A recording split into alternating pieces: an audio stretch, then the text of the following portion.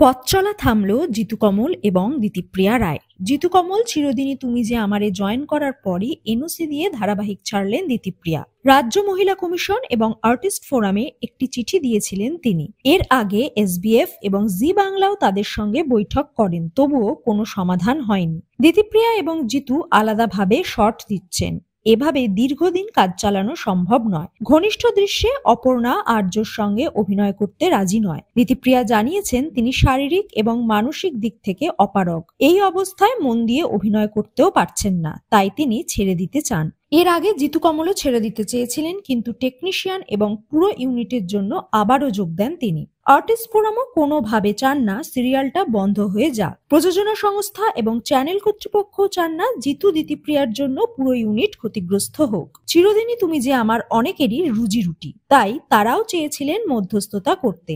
প্রায় 2 মাসের নোটিসে ধারাবাহিক ছাড়তে হয়, কিন্তু অভিনেত্রী অনুরোধ করেছেন যেন 15 দিন করা হয় সেই মেয়াদ। তার সেই অনুরোধও রাখা হয়েছে। জোর কদমে চলছে অপর্ণা চরিত্রের খোঁজ। এতে নাম উঠে এসেছে সৌমিত্রিষা কুণ্ডু, প্রত্যুষা পাল সহ একাধিক অভিনেত্রী। বছরটা ভালো কাটেনি সৌমিত্রিষার। কিডনি স্টোন, পিঠে ব্যথায় কাবু ছিলেন তিনি। বেশ কয়েক মাস ব্রেক নিয়েছিলেন। সম্প্রতি কাল রাত্রি 2 এর শুটিং করলেন। তারপরই ম্যালেরিয়া হয়েছিল সৌমিত্রিষার। এখনো সম্পূর্ণ সুস্থ নন। লিভার বেড়েছে, লিভার এসজিপিটি 416। গা বমি থেকে দুর্বলতার সব লক্ষণই আছে। তাও তিনি মনের জোরে কাল রাত্রি 2 এর ডাবিং করছেন। এই অবস্থায় তিনি সিরিয়ালে যোগ দেবেন কিনা তা বোঝা যাচ্ছে না। সৌমিত্রিষার কাছে কোনো প্রস্তাব গেছে কিনা তাও জানা যায়নি। আপাতত কাল রাত্রি 2 এর ডাবিং শেষ। অন্যদিকে প্রযোজনা সংস্থা জনপ্রিয় অভিনেত্রীদের পাশাপাশি নতুন মুখেরও সন্ধান করছেন।